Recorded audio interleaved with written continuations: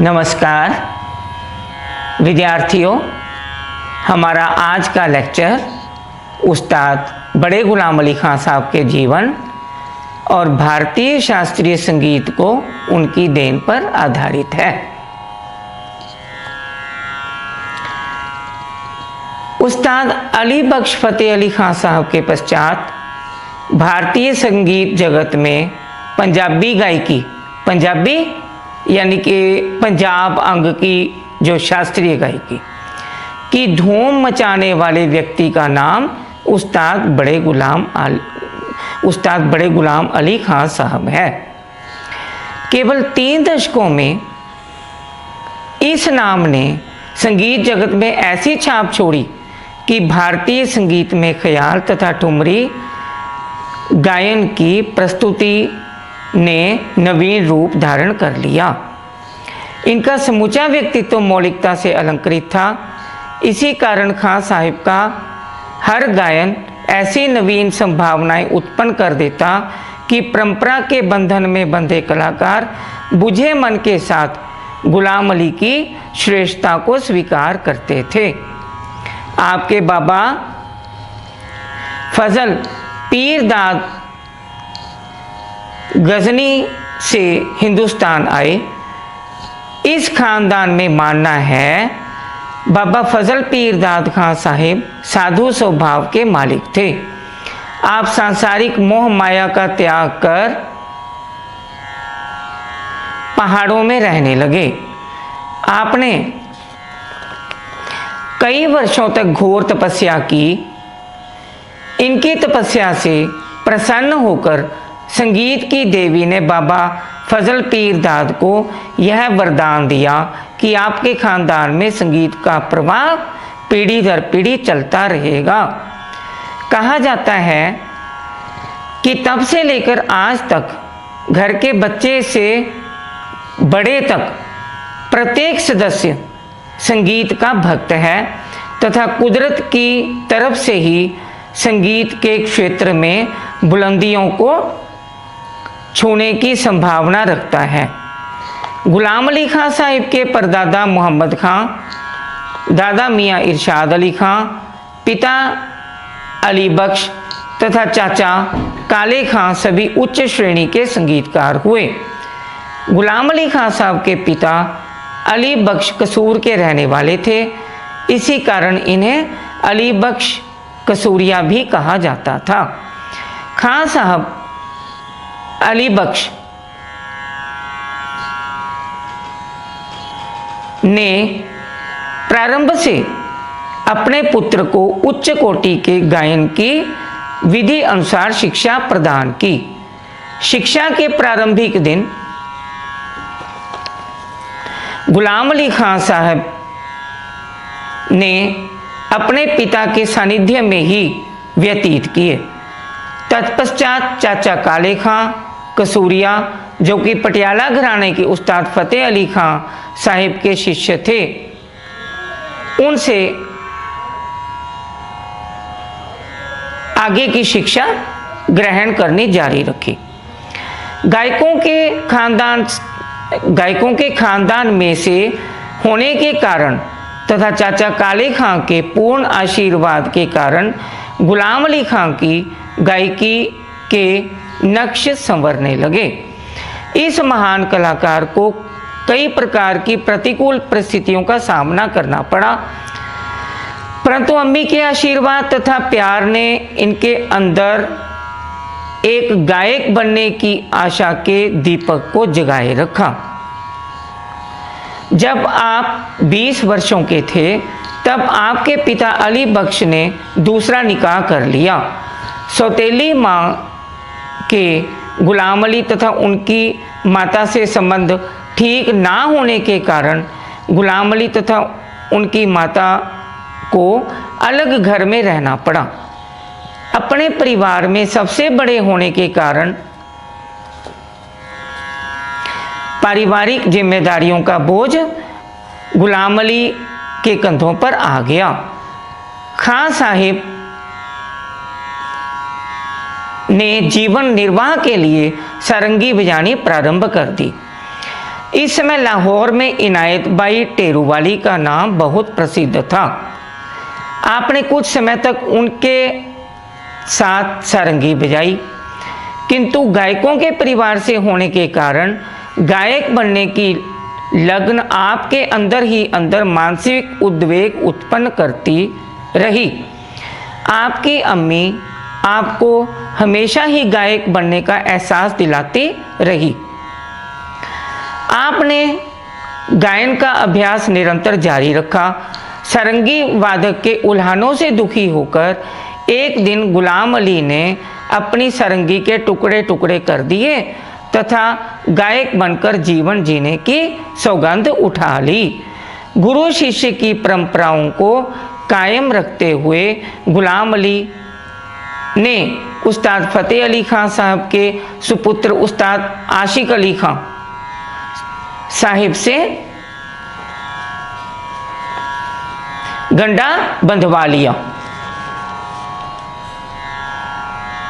तथा पटियाला घराने की गायकी के साथ अपनी प्रगाढ़ता और अधिक पक्की कर ली। यहाँ पर यह तथ्य भी विचारणीय है कि गुलाम अली ने सिंधी बाबा से भी शिक्षा ग्रहण की। बाबा सिंधी खां का पारिवारिक नाम सेदे खां था।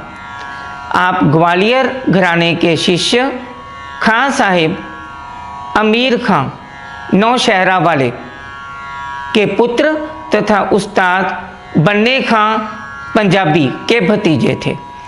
बाबा सिंधी खां ने अपने पिता के अतिरिक्त भाई प्यारे खां उस्ताद करनैल फतेह अली खां साहिब के शिष्य से भी संगीत शिक्षा ग्रहण की। बाबा सिंधी खां की गायकी ग्वालियर तथा पंजाब की गायकी का मिश्रित स्वरूप थी। बड़े गुलाम अली खां साहिब की गायकी पर बाबा सिंधी खां के गायन का विशिष्ट प्रभाव था। जिस व्यक्ति की गायकी ने उन्हें आकर्षित किया उनकी इन्होंने बहुत ही प्रशंसा की। उस्ताद बहरे वहीद खां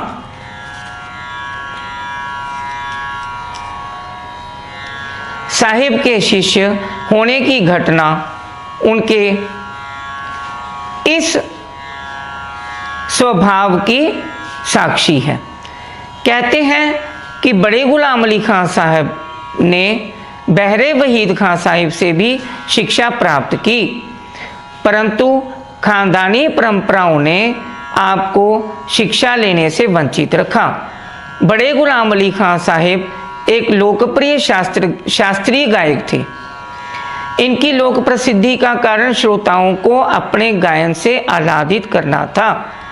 उस्ताद साहिब कहा करते थे कि शास्त्रीय गायन कभी भी नीरस नहीं हो सकता। जो लोग इसे शास्त्र से बांध कर रखते हैं वे यह भूल जाते हैं कि राग का मुख्य गुण तो रंजक होना है। खां साहिब ने गायन के समय हमेशा ही श्रोताओं की भावनाओं को समझा तथा यही कारण है कि वे श्रोताओं में बहुत ही प्रसिद्ध हुए। विभिन्न घरानों के संदर्भ में उस्ताद बड़े गुलाम अली खां की गायकी का विश्लेषण किया जाए तो उनकी गायकी जयपुर तथा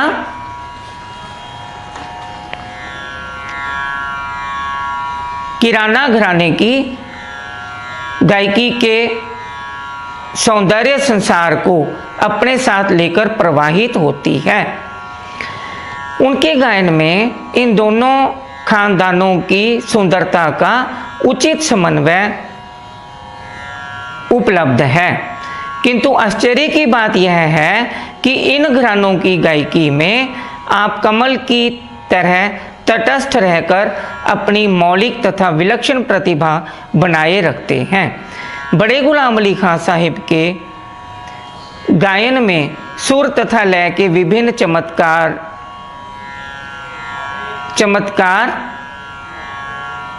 मुख्य तथा बुनियादी लक्षणों के तौर पर दृष्टिगोचर होते हैं। उस्ताद गुलाम अली खां साहिब के बारे में कहा जाता है कि किराना घराने के उस्ताद अब्दुल करीम खां के पश्चात तथा स्वरूप की स्थापना खां साहिब के द्वारा हुई है। किराना घराने के बारे में क्या कहा जाता है कि किराना घराने के उस्ताद अब्दुल करीम खां के पश्चात स्वरूप की स्थापना खां साहिब के द्वारा हुई है, यानी कि गायकी का जो विशुद्ध स्वरूप है उसकी स्थापना। आपके आलोचक भी आपकी इस विशेषता को स्वीकार करते हैं। यहाँ ही बस नहीं है, खां साहिब का सुर उस अनुनासिकता यानी कई लोगों को जैसे नाक से गाने की आदत होती है, से भी रहित है, जिसकी मामूली सी झलक अब्दुल करीम खां साहब की आवाज़ में प्राप्त होती है।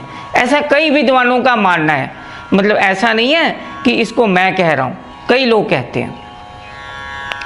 खां साहिब ने सुर को संपूर्ण स्वरूप प्रदान करने के लिए बहुत संघर्ष किया। घंटों लगातार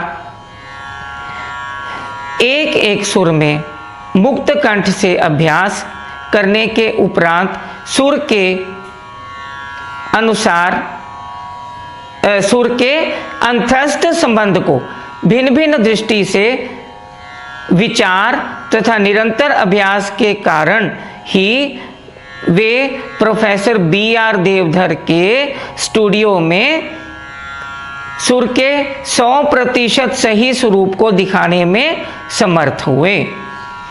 खां साहिब की सुरीली आवाज़ उनको अपने समकालीनों से सहज ही भिन्न कर देती है। खां साहिब का अभ्यास करने का अपना ही विशिष्ट ढंग था।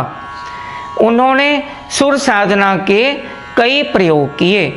आप पहले सुरों का स्वतंत्र उच्चारण करते, फिर एक सुर से दूसरे सुर में कण, तीसरे में कण, चतुर्थ सुर का कण दिखाकर अलंकार का अभ्यास करते। दो सुरों को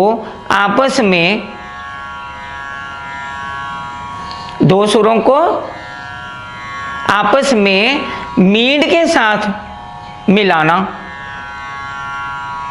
सुरों के ऊपर खटके का अभ्यास तथा विभिन्न ढंगों से सुर लगाने का अभ्यास।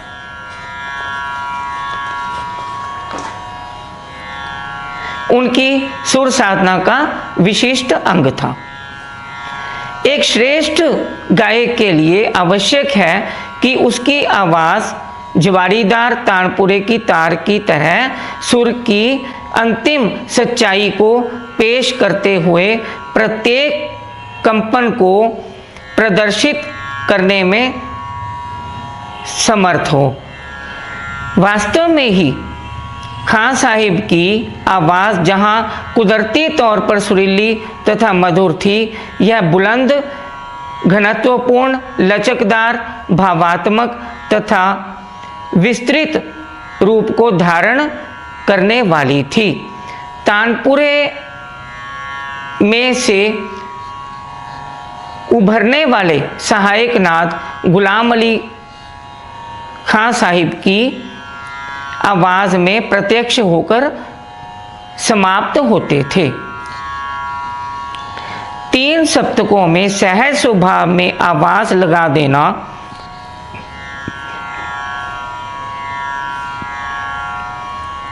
श्रोताओं के लिए बेशक चमत्कार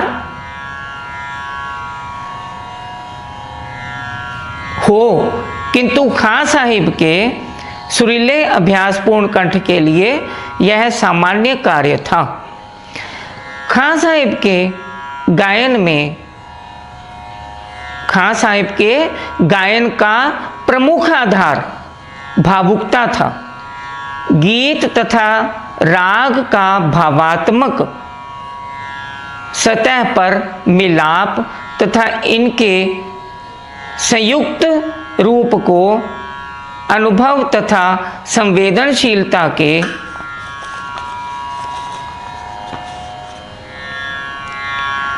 साथ ओतप्रोत करके प्रस्तुत करना आपकी गायकी का मुख्य गुण था।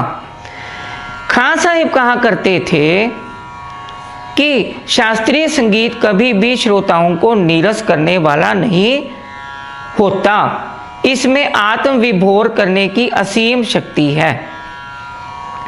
जब से ब्रिटिश समय आरंभ हुआ तब से लोगों ने शास्त्रीय संगीत के प्रदर्शन ढंग को विकृत कर दिया है, उसकी आत्मा को ही नष्ट कर दिया है।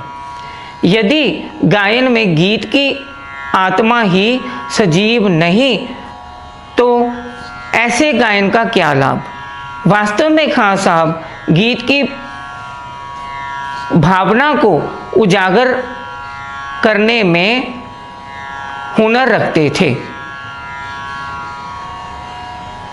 उसको उजागर करने का हुनर रखते थे, गीत की भावना को। गायन में राग का सुरमंडल निर्माण उनके उत्तम गायन का कमाल था तथा आनंद तो उनके हाथों में बंधा हुआ था। पता नहीं कब वे श्रोताओं को अपने गायन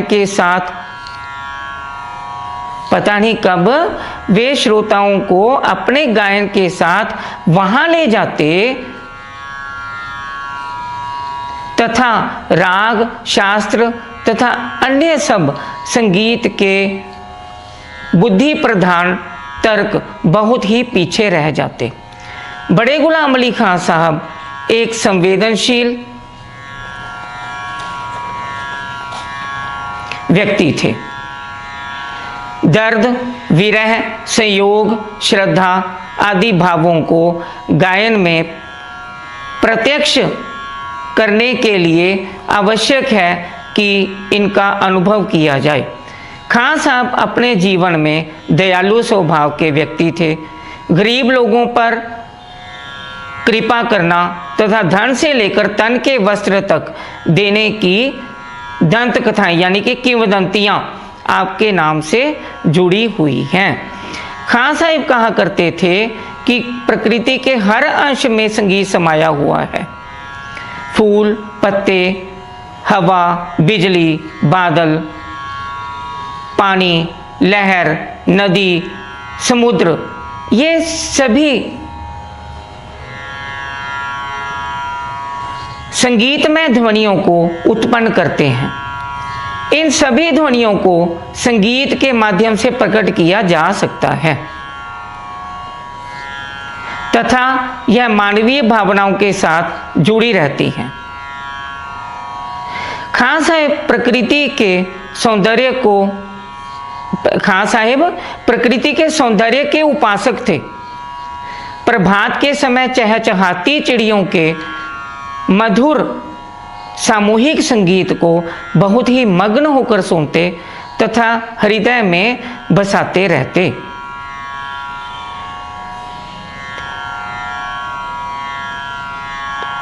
किसी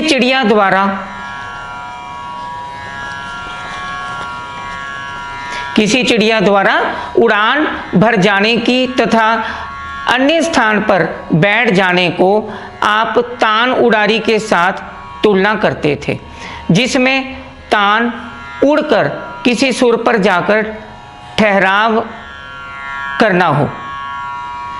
किनारों से टकराती दरिया की लहरों को आप तानों के अटक प्रवाह से तुलना करते। ईश्वर के प्रत्येक शख्स के सौंदर्य की आप भरपूर प्रशंसा करते। ठुमरी में किसी सुंदर नारी के हाव भाव को गायन द्वारा प्रकट कर बड़े गुलाम अली खान साहिब अद्भुत चमत्कार दिखाते। कोमल स्वभाव तथा मधुर वाणी मानो इनके भारी भरकम शरीर के साथ सदा उपहास करती रहती। भारतीय संगीत में बड़े गुलाम अली खां साहब का जितना ऊंचा नाम था उतने ही ज़्यादा उनके आलोचक थे। इनके गायन के विषय में आलोचक तथा कई विद्वान कहा करते थे कि गुलाम अली के गायन में गायकी की क्रमबद्धता, शास्त्र की पालना तथा परंपरा का अनुकरण नहीं है। खां साहिब आलोचना से पूर्ण रूप में सुचेत थे। जो ये लोग इनकी आलोचना करते थे कि खां साहब ऐसे हैं, खां साहब की गायकी में ये है वो है, तो वो इस आलोचना से पूर्ण रूप से सुचेत थे। इस आलोचना के उत्तर में आप कहा करते थे, मैं पंजाबी हूँ, मेरे श्रोता चाहते हैं कि मेरे गायन में पंजाबी अंग की झलक हो। पंजाबी हरकत, खटका, मुर्की हमारे पंजाबी अंग की विशेषता है। इन्हें मिटाकर मैं अपनी पहचान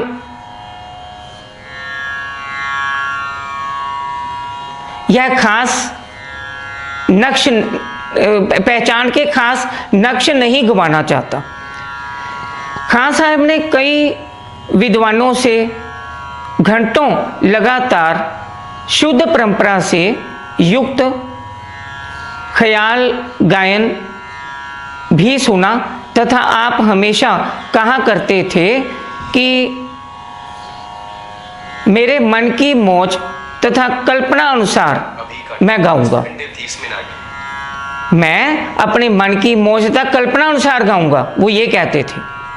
मेरा गाना आकाश में उड़कर पक्षी के जैसा है, जो आकाश में उड़ रहे पक्षी हैं उनके जैसा है मेरा गायन, जिसमें ठहराव, चंचलता तथा उड़ान की तीव्रता है। बड़े गुलाम अली खां को भावों का जादूगर कहा जाता है। अपने गायन में आप गीत से संबंधित भाव को अनुभव की चरम सीमा तक प्रकट करने में समर्थ थे। जिन्होंने उनके राग देश में काली घटा घिर आए सजनी सुना है, वे हामी मीन्स इसका समर्थन, उसका मतलब जो कहते हैं भी पॉजिटिवली भरेंगे कि उनके द्वारा काली घटा तथा घिर शब्दों का सुर प्रकट करना, काली घटाओं के आगमन पर मन में उत्पन्न हुए अजीब से सहम तथा बादलों की गड़गड़ाहट का सजीव चित्रण है। उनके द्वारा निर्माण किए गए मींड तथा तान का सुंदर ताना बाना यानी कि जाल गीत के भाव द्वारा राग के स्वरूप को साक्षात करने में सहायक होता है। भारतीय शास्त्रीय संगीत के क्षेत्र में अपना स्थान बनाने के लिए खां साहिब गुलाम अली को कई वर्षों तक निरंतर संघर्ष करना पड़ा। उन्होंने भारत के भिन्न भिन्न सम्मेलनों में अपना गायन प्रस्तुत किया तथा श्रोताओं से भरपूर प्रशंसा प्राप्त की। इसके अतिरिक्त उनके प्रतिक्रमों द्वारा अपने गायन को और अधिक अलंकृत किया। फिर वे दिन भी आए जब कलकत्ता, पटना, मुंबई, गोवा जैसे शहरों में होने वाले संगीत सम्मेलनों में बड़े गुलाम अली खां साहब की उपस्थिति विशेष आकर्षण बन गई थी। गुलाम अली खां साहब ने सबरंग के उपनाम से कुछ बंदिशों की रचना की। इस कारण एक सफल वक्ता के तौर पर आपका योगदान महत्वपूर्ण है। उनके द्वारा रचित ख्याल गायकी की बंदिशें भारतीय संगीत में आज भी प्रचलित हैं। घरानेदार लोग इनके गायन का बहुत सम्मान करते थे तथा इनको प्रामाणिक मानते थे। इन बंदिशों में कुछ की शब्द रचना इस प्रकार है। राग शंकरा स्थाई। एरी सजनी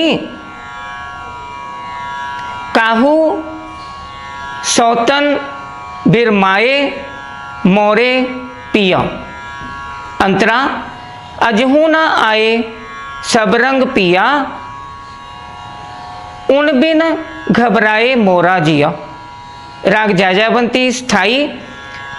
बिनती का करिए बात जो, पिया के हस हस गरबा लागे। अंतरा अपनी मैं का करूं बात री सजनी, पूछत नाही सबरंग पिया बिन बातें। राग जौनपुरी स्थाई। अब पायल बाजन लाग रे,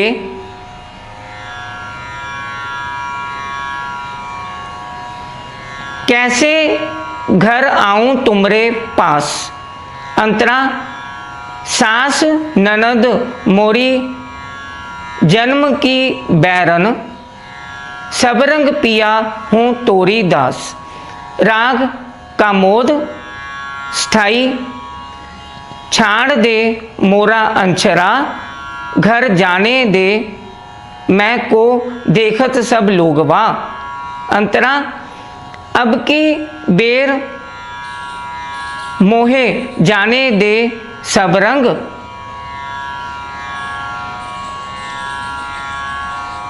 बल जाऊं तोरे मितवा। राग देसी तोड़ी स्थाई। मनवा लरजे मोरा अत ही सतावे। मनवा लरजे मोरा अत ही सतावे, चमक चमक बिजरियां। अंतरा बरसन लागी प्यारी बदरिया, सबरंग पपीहा। पिया पिया करत मन हुक उठत बदल उठ, पिया पिया करत मन हुक उठत बादल गरजे। शास्त्रीय गायन में उपरोक्त बंदिशों की काव्य रचना स्वतंत्र रूप में कोई विशेष महत्व नहीं रखती।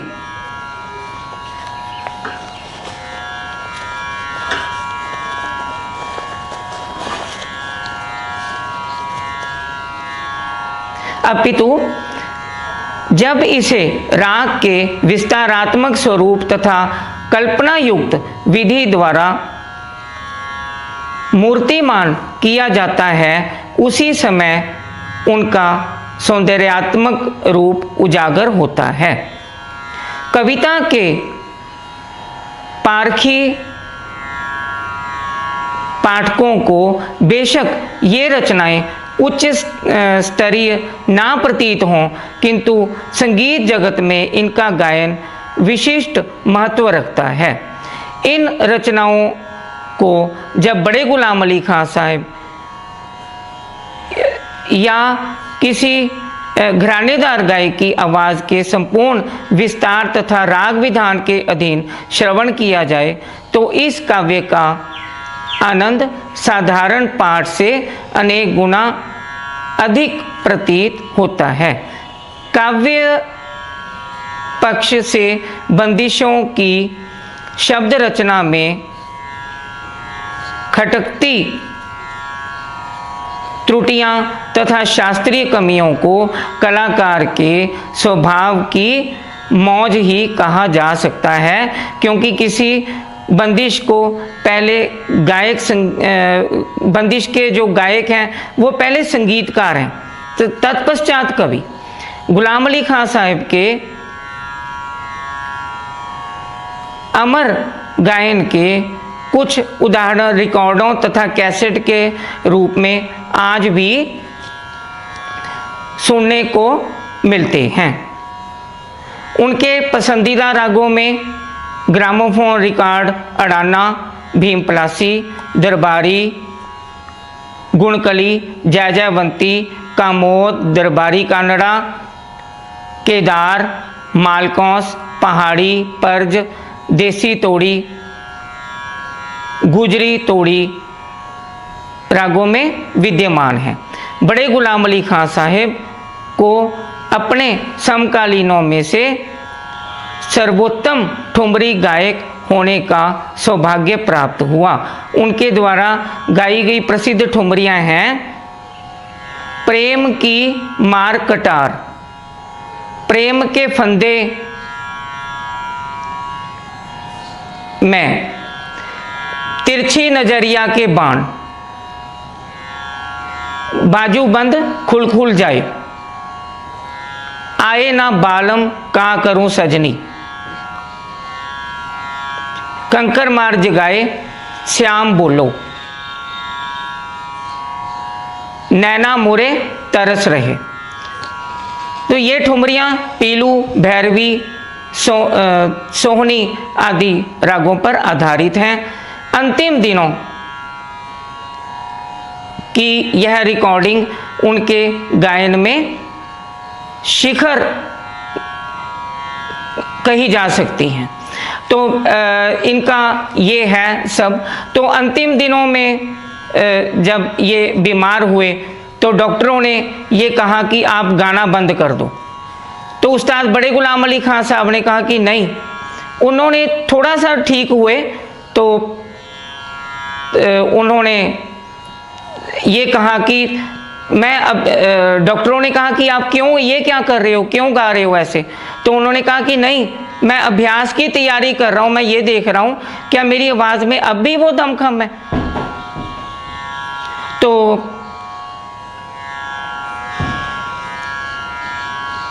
डॉक्टरी हिदायतों के विपरीत आप जीवन के अंत तक गाते रहे। तो 23 अप्रैल 1968 को हैदराबाद में पंजाबी माँ का यह महान गायक पटियाला घराने, पंजाब तथा समूचे भारतीय संगीत को अलविदा कह गया। परंतु उनके गायन के नक्श आज भी पंजाब की संगीत परंपरा में विद्यमान हैं। आज भी उनका गायन सुनकर उनके समकालीन खां साहब के हम जितने मर्जी ढूंढते रहें गायक, लेकिन संगीत जगत में बड़े गुलाम अली खां साहब की विशेष कला का स्वरूप हमेशा जगमगाता रहेगा और उनके समकालीन जैसा गायक हमें ढूंढने तक को भी नहीं मिलेगा। और इसके अलावा उनको कई पद्म विभूषण पुरस्कार भी जब जीवित थे तो मिले, संगीत नाटक अकादमी पुरस्कार मिला। तो ये सब उस्ताद बड़े गुलाम अली खां साहब के बारे में चर्चा परिचर्चा थी। तो उम्मीद है कि आज का वीडियो आपको पसंद आया होगा कि इनके बारे में तो जितना भी कहा जाए उतना ही कम है। और जैसा कि मैंने कहा कि ये दयालु भी थे। और एक बार की तो बात यह है कि उनको फिल्म संगीत के लिए कहा गया। नौशाद साहब को मुगल आजम के फिल्म डायरेक्टर ने कहा कि मैं उस्ताद बड़े गुलाम अली खां साहब से गवाना चाहता हूं। तो उन्होंने कहा कि भी नहीं गाएंगे वो, तो लेकिन वो नहीं माने, जो फिल्म के प्रोड्यूसर थे, डायरेक्टर थे। तो नौशाद साहब उनके पास ले गए। बड़े गुलाम अली खां साहब ने पहले कहा, तो जब वे नहीं माने उन्होंने कहा कि मैं इतनी फीस बोल देता हूं कि जिससे ये लोग सोचेंगे कि नहीं अब तो इससे गवाना नहीं। उन्होंने कहा कि मैं 25,000 रुपये लूँगा एक गाने के। तो उन्होंने साथ ही 25,000 का चेक काट के दे दिया ये उस समय की बात है जब पुरानी मुगल आजम बनी थी। अब आप देखो कि उस समय 25,000 रुपया कितने होते थे। तो फिर उन्होंने अपने तरीके से उसे गाया, कहा कि मेरी शर्तों पे होगा, सारे सीन वगैरह देखे सब। तो इस तरह का उनका व्यक्तित्व था। तो उस्ताद बड़े गुलाम अली खां साहब का व्यक्तित्व हर जगह पे हमें प्रेरणा प्रदान करता है। तो विद्यार्थियों, वीडियो अच्छा लगा हो तो ज़रूर चैनल को लाइक सब्सक्राइब करवाएं और दूर दूर तक शेयर करें ताकि ज़्यादा से ज़्यादा लोग इससे लाभ उठा सकें। तो मिलते हैं अगले किसी वीडियो में, तब तक के लिए नमस्कार।